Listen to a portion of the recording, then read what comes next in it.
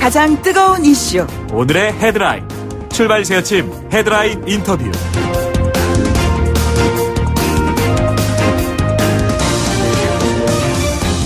네, 3.1절 나흘 남았습니다. 100주년입니다. 지금의 우리를 있게 한 가장 큰 함성과 횃불로 상징되는 3.1절입니다.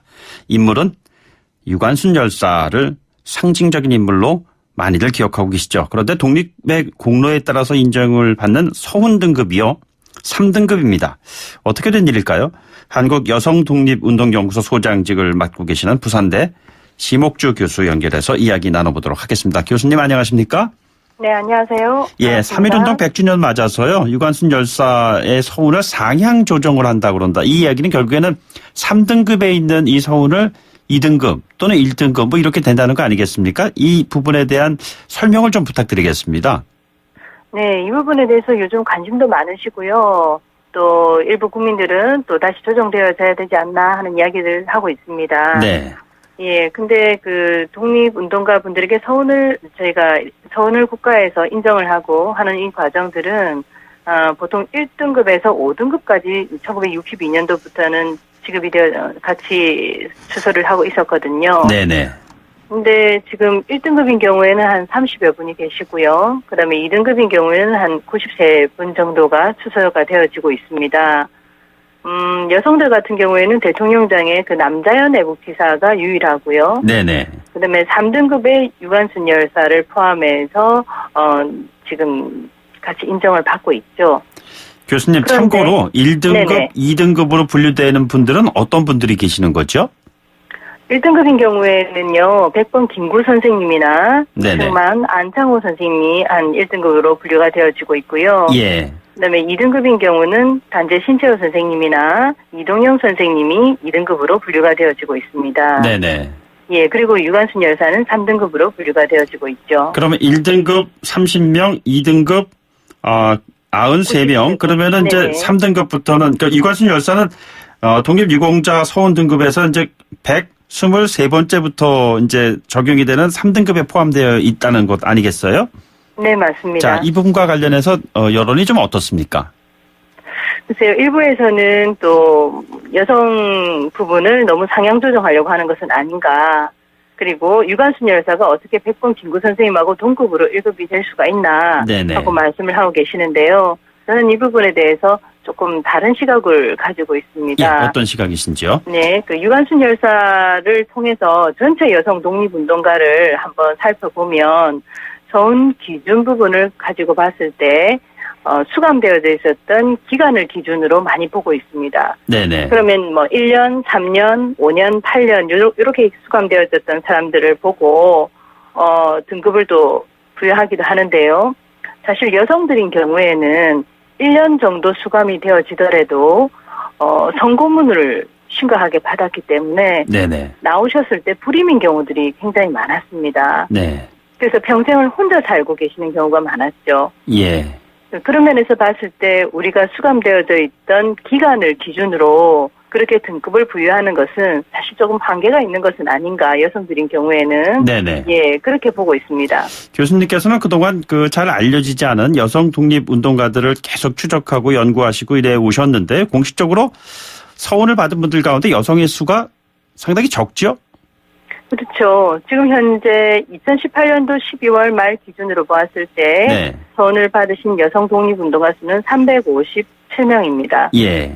전체에 비하면은 2% 조금 되는 정도 수치죠. 네네. 물론 2013년도 제가 전체 현황을 발표하고 했을 때 비하면은 거의 배 가까이 늘어난 상황입니다. 네네. 그렇지만 지금 1등급, 2등급, 3등급 이 등급적인 부분으로 나눠서 하는 것도 사실은 우리가 송구스러운 부분입니다. 그분들의 예. 평생 했던 부분을. 그렇지만 좀 아이러니하게도 1등급인 여성이 한 분이 계십니다. 어떤 분이시죠? 바로 장개석 전 총통의 부인이었던 그 송미령 여사인데요. 그럼 우리나라 분이 아니시잖아요.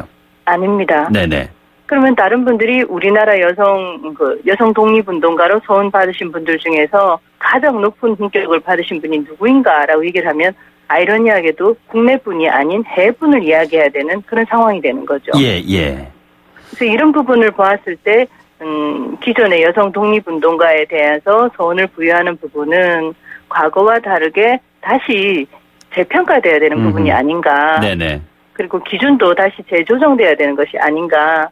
네, 그렇게 보고 있습니다. 그렇죠. 뭐 역사란 단어를 영어에서 히스토리 말고 헐스토리라는 식으로 우리가 명명을 한다고 했을 때 그 여성 독립 운동가들의 이야기 가운데에서 저희들이 잘 모르는 기억할 만한 것들이 있다면 어떤 것들이 있는지 한번 소개해 주신다면요. 네, 얼마 전에 영화 한거 시사회에 초대되어서 갔다 왔습니다. 예, 갔다 오면서 유관순 열사하고 같이 수감되어 있었던 8번 방의 여성들 예. 살펴봤는데요. 그 중에서 이제 4분 정도가 개성 출신이시거든요. 네네. 이제 개성 호스돈 여학교 출신이십니다. 예. 그래서 호스돈 여학교에서는 그럼 어떤 일들이 일어났나 보면 교사하고 학생들이 다 같이 움직이거든요. 네네. 그래서 어윤희 선생님, 또 권혜라 선생님, 네네. 그다음 신관빈 선생님, 또 신명철 선생님 다 같이 움직였는데 네. 이분들 중에서 한 분이 굉장히 특별하더라고요. 예. 그래서 신명철 선생님은 장애였습니다. 아하, 그렇습니까? 네, 앞을 못 보시는 분이셨거든요. 네네. 물론 그 영화 속에서는 다뤄지지 못했습니다. 그래서 일반인들이 보셨을 때는 또 주의 있게 보셨지만 제 입장에서는 이분들은 안 나오셨구나 하고 보게 되거든요. 예, 예. 그래서 신명철 선생님은 장애인이셨는데 내가 장애인이기 때문에 일본이 특별하게 감시를 안 할 것이다.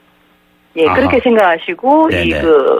항일운동을 투쟁하는 바로 적기에 뛰어드셔가지고 적극적으로 하셨던 분이시죠. 그러니까 장애라는 본인의 가지고 있는 그 단점을 독립운동이라는 것으로서 오히려 더 활용을 네네. 해갖고서는 좀 싸웠던 뭐 그런 대표적인 분이시군요. 네네. 이분 외에도 사실은 장애인이셨기 때문에 또 일본 감시로부터 좀 소홀하게 되어져서 뛰셨던 분들이 더러 이제 확인이 되어지거든요. 네네. 그런 경우에는 저도 굉장히 깜짝 놀라는 부분이기도 하죠. 아하, 예. 자, 그런데 이게 여성이라는 또 다른 핸디캡을 갖고도 있지만 분단, 이념의 문제랑 연결돼서 독립운동가임에도 불구하고 북한에 있으면 인정을 받지 못하고 이런 부분도 있다고 들었습니다. 그렇습니까? 그 질문에 대해서 다시 조금 약간 바꿔서 한번 본다면 네네. 지금 전체 여성 독립운동가 분들의 출생지를 한번 분석을 해보았습니다. 예. 그런데 거의 60% 정도가 이북 지역 출신이시거든요. 네네. 그러면 지금의 상황이 아닌 3.1 운동을 했을 때 그 상황을 보았을 때 그 당시는 분단이라는 것 자체가 없었지 않습니까? 네네. 예. 그래서 이 3.1 운동 100주년을 이번에 맞으면서 이제는 우리는 좀 통합 그리고 민족 그리고 분단이라고 하는 그런 이념적인 부분은 사실 좀 뛰어넘어서 우리가 생각해봐야 될 것이 아닌가 네네. 그런 생각이 들고요. 예. 그리고 여성이었기 때문에 또는 여성을 또 따로 분리를 해서 이렇게 본 이런 부분들도 사실 요즘 페미니즘 바람이 불면서 다들 또 다시 이렇게 왜 남성 여성을 구분해야 되냐 하고 질문을 하시기도 하시거든요. 네네. 그런데 역사를 바라볼 때도 우리가 당연히 선양해야 될 분들이다 생각하고 그렇게 보셨으면 좋겠고 네네. 너무 남녀 구분이라든지 아니면은 역사적인 어떤 흐름에서의 구분이라든지 이런 부분으로 치중해서 안 보셨으면 좋겠다 싶은 생각이 듭니다. 알겠습니다, 교수님. 오늘 아침 말씀 고맙습니다. 네, 감사합니다. 지금까지 한국여성독립운동연구소의 심옥주 소장이었습니다.